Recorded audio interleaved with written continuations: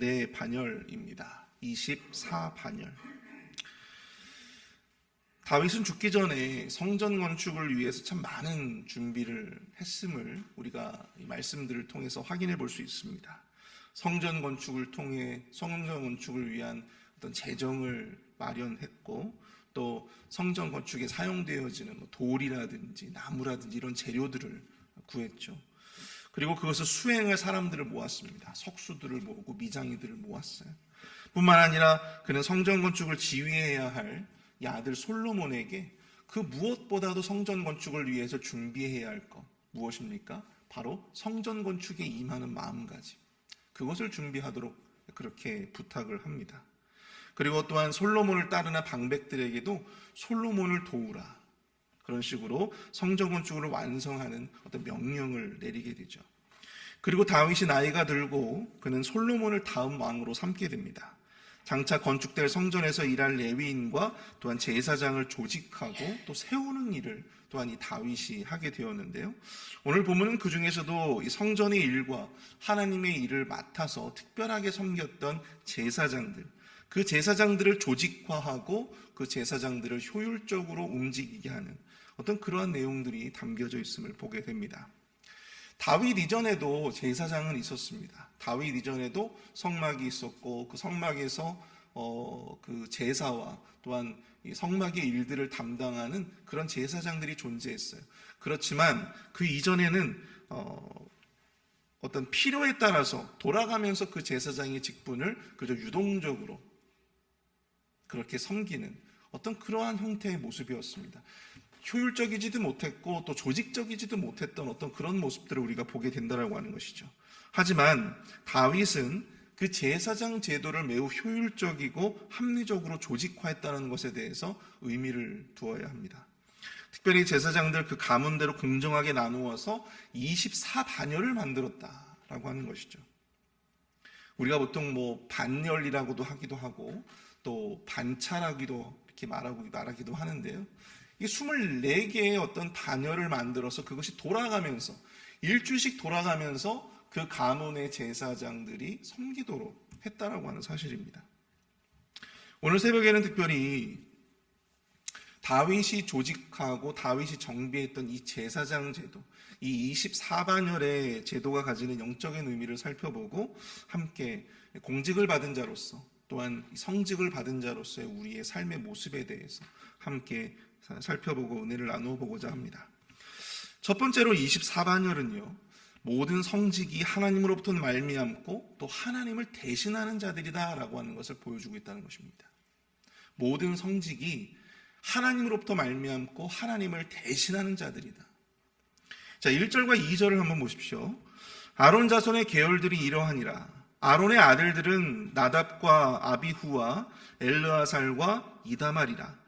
나답과 아비후가 그들의 아버지보다 먼저 죽고 그들에게 아들이 없으므로 엘르아살과 이다말이 제사장의 직분을 행하였더라. 오늘 본문에서 제사장을 조직하기에 앞서서 의도적으로 오늘 이 역대기를 지은 역대기의 저자는요, 이 나답과 아비후에 대한 언급을 하고 있음을 보게 됩니다. 제사장들의 24반열에 대해서 언급하기에 앞서서 이 나답과 아비후에 대한 이야기를 하고 있다는 것이죠. 그 전까지만 하더라도 나답과 아비후가 아니라 엘르아살과 이다말의 후손들이 제사장의 직분을 감당하고 있었단 말이죠. 근데 굳이 언급하지 않아도 될 만한 이 나답과 아비후를 굳이 이 오늘 본문의 1절과 2절에 그렇게 기록을 하고 있다고 하는 것입니다.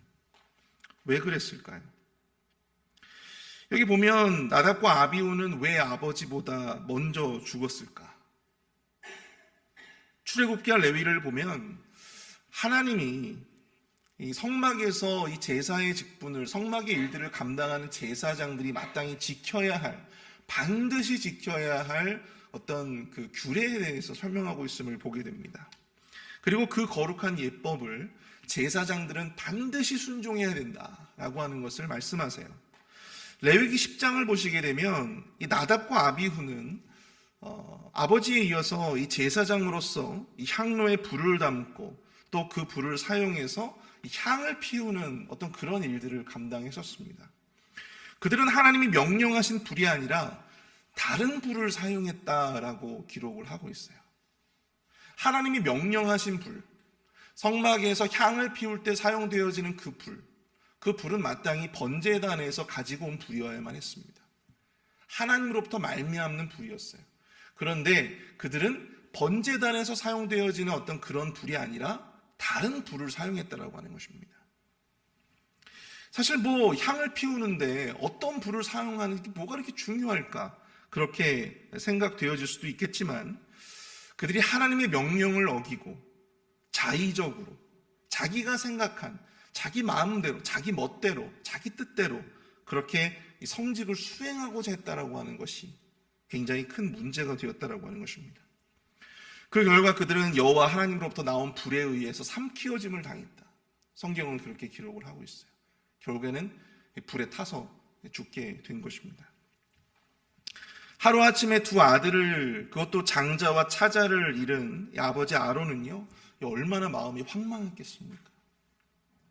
갑작스럽게, 그것도 제사장의 신분으로서 그렇게 하나님의 일을 하다가 이거 순교도 아니고 이 처벌받듯이 그렇게 형벌을 받아 죽게 되었는데 이 아론이 얼마나 그 마음이 그렇겠어요. 레위기 10장 3절을 보시면 모세를 통해서 하나님께서 아론에게 이러한 말씀을 전해주시는 것을 보게 됩니다. 레위기 10장 3절입니다. 모세가 아론에게 이르되 이는 여호와의 말씀이라. 이르시기를 나는 나를 가까이 하는 자 중에서 내 거룩함을 나타내겠고 온 백성 앞에서 내 영광을 나타내리라.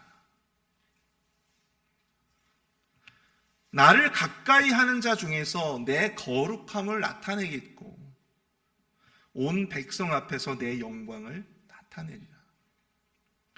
우리는 여기서 매우 중요한 교훈을 하나 깨닫게 됩니다.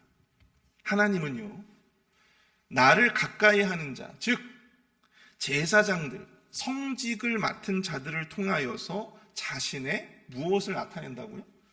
거룩함을 나타내시겠다라고 하는 선포예요. 거룩함을 나타내겠다. 이것이 무슨 말입니까? 성직을 맡은 자들이 바로 하나님의 거룩하심을 드러내고 대신하여 나타내는 그러한 존재들임을 우리가 이 말씀을 통해서 하나님께서 왜 이 성직을 세우셨는지, 하나님께서 이 제사장들을 통해서 원하시는 것이 무엇인지를 우리는 알 수 있다고 하는 것입니다. 하나님은 이들을 통해서 당신의 거룩하심을 드러내고 나타내기를 원하시는 거예요. 그리고 그것이 사람들 앞에서 영광이 되어진다고 하는 것입니다. 그러니 당연히 성직을 맡은 자들이 아무리 사소하고 작은 죄를 범한다 하더라도 그들은 다른 이들보다 더 큰 책임과 더 큰 이 벌을 감수해야만 한다라고 하는 사실이죠. 마땅히 하나님의 거룩함을 드러내야 할 자들이 오히려 하나님의 거룩함에 먹칠을 했으니 이 나답과 아비후가 왜 그런 잔인한 형벌을 받아야만 했는지 우리는 알 수가 있는 것이죠. 하나님의 사람들이 하나님의 거룩하심을 드러내고 나타내는 존재다, 하나님을 대신하는 존재다라고 하는 이 신학적인 견해는요, 구약과 신약을 관통하는 매우 중요한 견해예요. 레위기 11장 44절부터 45절까지의 말씀을 보시면 이런 구절이 있습니다. 나는 여호와 너희의 하나님이라. 내가 거룩하니 너희도 몸을 구별하여 거룩하게 하고 땅에 기는 길짐승으로 말미암아 스스로 더럽히지 말라. 나는 너희의 하나님이 되려고 너희를 애굽 땅에서 인도하여 낸 여호와라. 내가 거룩하니 너희도 거룩할지어다. 하나님이 거룩하시니 하나님의 자녀들, 특히 하나님의 일을 감당하는 제사장들과 또 하나님의 일을 감당하는 이 성직을 맡은 자들은 특별히 하나님의 그 거룩하심을 더욱더 드러내고 나타내는 특별한 존재라고 하는 사실입니다. 그리고 이러한 구약의 가르침은요, 신약에서 예수님을 통해서 다시 한번 강조되어집니다. 마태복음 5장 14절부터 16절까지의 말씀, 아주 유명한 말씀이죠. 너희는 세상의 빛이라. 산 위에 있는 동네가 숨겨지지 못할 것이요 사람이 등불을 켜서 말 아래에 두지 아니하고 등경 위에 두나니 이러므로 집안 모든 사람에게 비치느니라.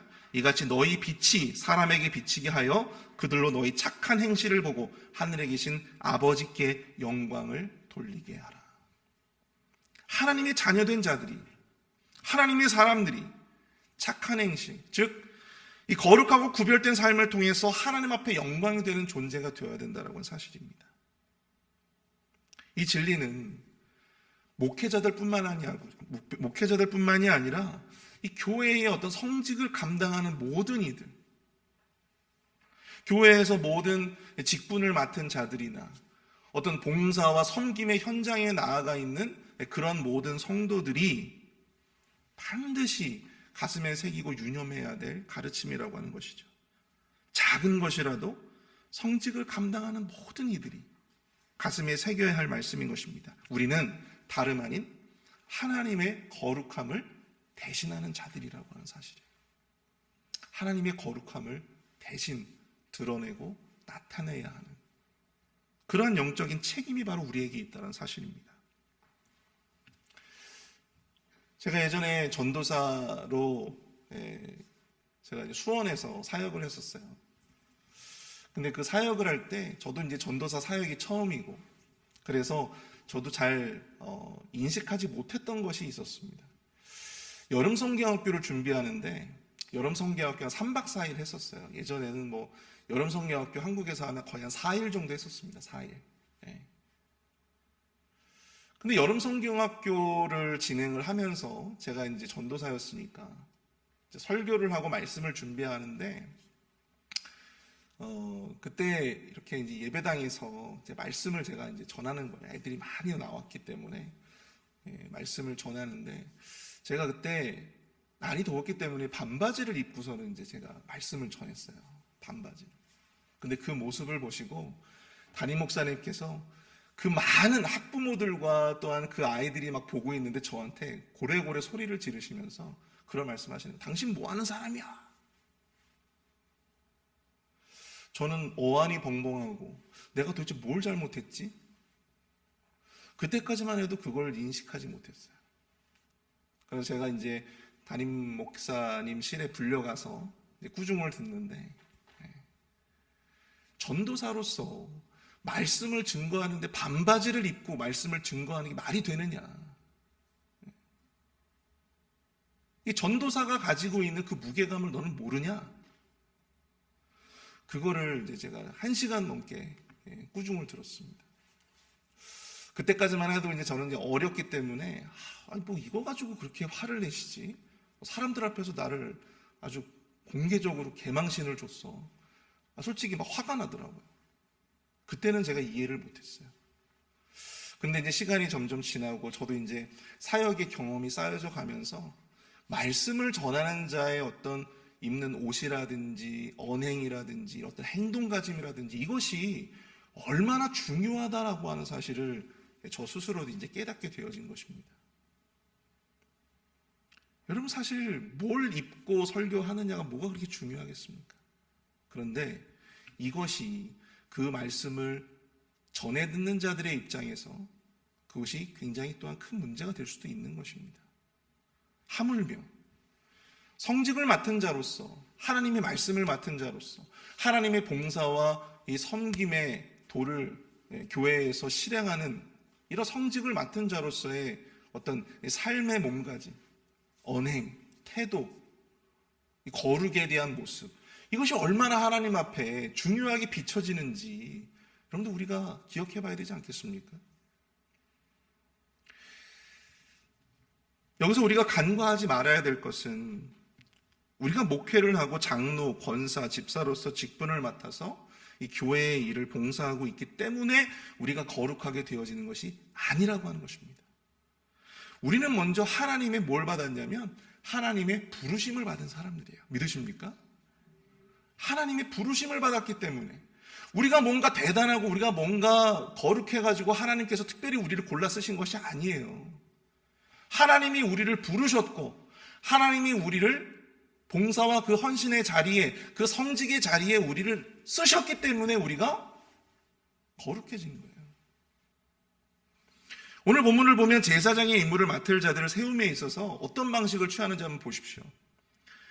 다윗이 24반열을 이 제사장의 우두머리들과 같이 협력하여서 이 제사장이 24반열을 조직화하기는 했으나 보세요.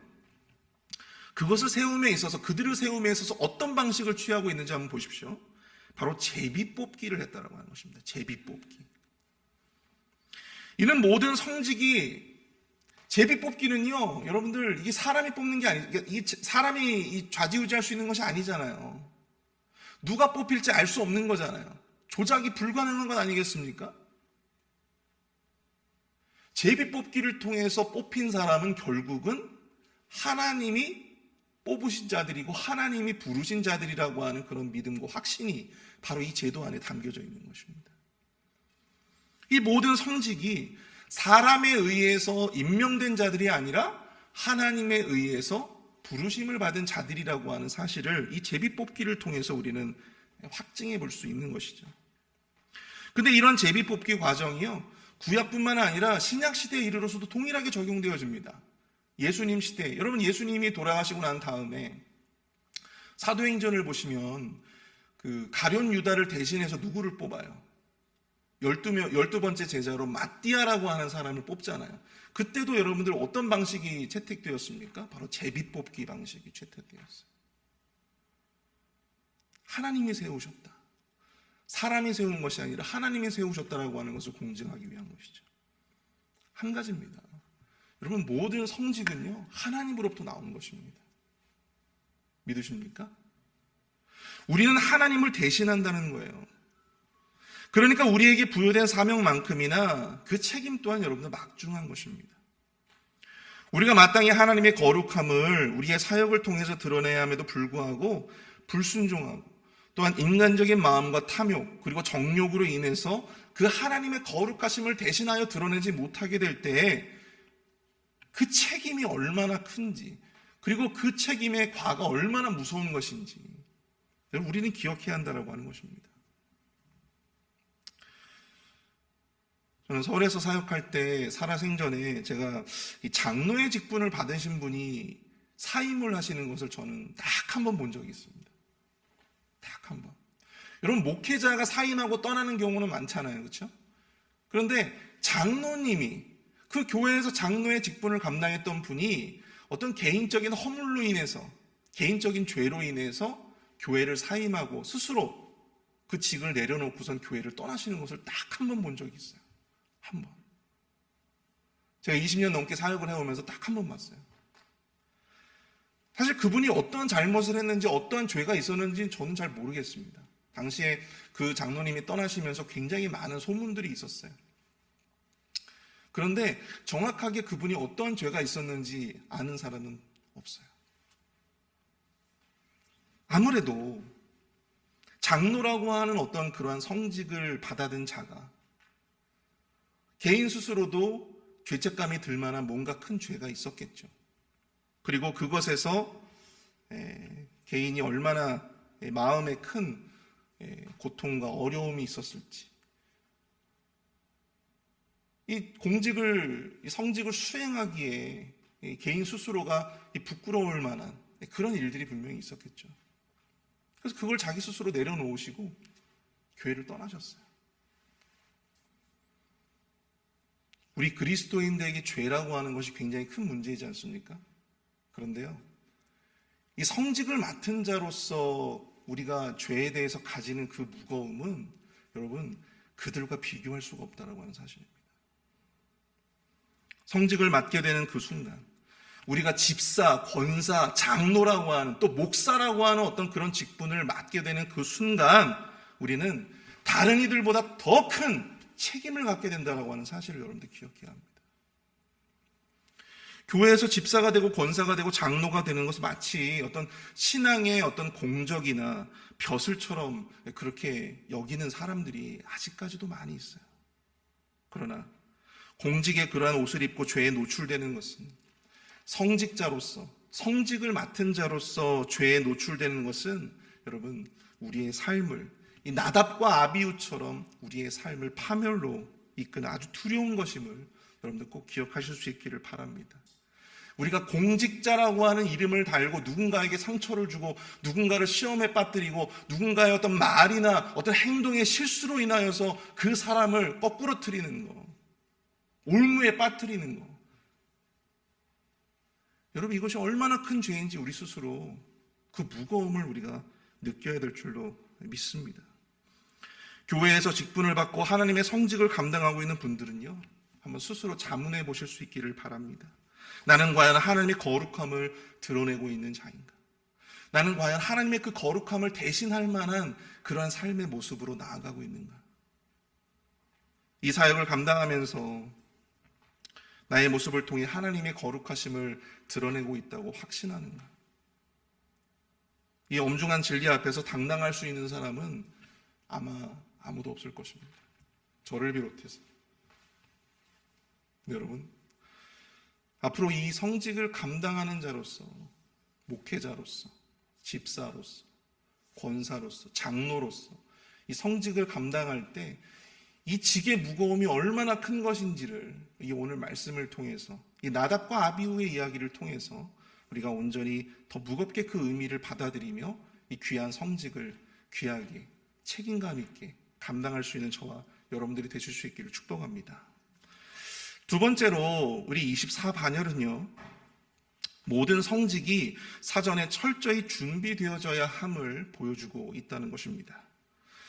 제비뽑기에 의해서 제사장과 레위인들의 섬기는 순서가 정해지죠. 그래서 엘르아살의 후손들 가운데 16개의 반열, 그리고 이다말의 후손들 가운데 8개의 반열이 채택되어지게 되었습니다. 그래서 이렇게 해서 모두 24반열이 완성되었어요. 이 24반열이 서로 돌아가면서 일주일씩 성막에서 또 성전에서, 앞으로 지어지게 될 이 성전에서 제사장의 책무와 또 성전의 일들을 맡게 되었던 것입니다. 그리고 이러한 이 반열의 제도는요, 신약 시대까지도 계속해서 지켜졌습니다. 근데 이 제도가 앞에서 제가 말씀드렸듯이 매우 합리적이고 효율적인 제도라고 말씀을 드렸어요. 가장 먼저는 모든 이들이 그 전까지는 제사장들이 어떠한 순서로 또 어떻게 성막에서 이 제사장의 직무를 감당했는지 성경이 잘 드러나지 않습니다. 그런데 이 다윗 시대, 다윗이 정해놓은 이 24반열의 시대 이후부터는요, 일주일씩 정해진 순서대로 그렇게 성막에서 성직을 감당할 수가 있었다라고 하는 것입니다. 또 한 가지는 자기 순서가 돌아올 때까지 그것을 미리 생각하고 준비할 수 있다라고 하는 사실이에요. 일부의 사람들만이 누렸던 이 제사장의 특권이 아니라 모두가 돌아가면서 공정하게, 모두가 돌아가면서 그 제사장의 직무를 감당할 수 있었고, 또 오랫동안 어떤 누군가에 의해서 독점하는 구조가 아니라 일주일씩 나누어서 그것을 감당했기 때문에 보다 사역에 집중할 수가 있었다고 하는 것이죠. 게다가 그것을 미리 준비할 수 있었다는 것이 가장 큰 장점이었습니다. 미리 준비할 수 있었다. 제가 만약에 7번째 반차다, 7번째 반열이다 하면 이 5번째 반열에 이 제사장들이 섬길 때가 될 때쯤 돼가지고 이제 저도 마음의 준비를 하는 거죠. 몸과 마음의 준비를 할 수가 있었다는 사실입니다. 하나님은 준비된 예배를 받으시는 분이십니다. 출애굽기 19장을 보시면 하나님이 시내산에서 강림하시고 이스라엘 백성들은 하나님을 만나기 위해서 하루 이틀, 이틀 동안 빨래를 하고 또 자신의 몸을 성결하게 하는 어떤 그러한 준비의 과정이 필요했어요. 그리고 그 이후에 강림하신 하나님을 만날 수 있었습니다. 또한 출애굽기 23장 15절을 보시면 매년 3번의 절기를 지키되 결단코 빈손으로 하나님 앞에 나오지 말라. 하나님 앞에 제사를 드릴 때 준비라고 하는 것이 얼마나 중요한지를 하나님께서 말씀하고 계신 것이죠. 아무리 작은 것이라 하더라도 우리가 예배를 드리기에 앞서 그 성직을 감당하는 자로서 그 성직을 우리가 미리 준비하고 또 그것에 임해야 한다라고 하는 사실. 우리는 거룩한 몸과 마음으로 성결을 준비하고 또 우리에게 베풀어 주신 은혜에 대한 감사로 합당한 예물로 하나님 앞에 나아가야 한다. 근데 사실 우리가 이것을 잊어버리고 살 때가 많잖아요. 우리가 매번 준비하는 마음으로 예배를 준비하고 또 우리가 봉사와 섬김을 할 때 우리가 미리 준비하는 어떤 그런 모습들이 사실 인간적인 모습에 있어서 사실 부족할 때가 많거든요. 그래서 하나님께서는 이러한 연약함을 아시고 이 반열의 제도를 세워 놓으신 것입니다. 그리고 오늘날 많은 교회들이 그 24 반열의 제도를 가지고 와서 기도의 어떤 순서를 짜고 설교의 순서를 짜고 봉사와 섬김의 순서를 짜는 거예요. 이번 주에는 우리 권사님이 식사 당번을 해주셨으니까, 친교를 감당해 주셨으니까 하면서 보자. 이번에 집사님이 해주시죠. 이게 아니라는 거죠. 미리 1년 전서부터 우리 교회도 여러분 친교의 순서가 딱 정해지잖아요. 그래서 반차가 나누어집니다. 기도 순서도 마찬가지예요. 기도 순서도 짜여져 있어요.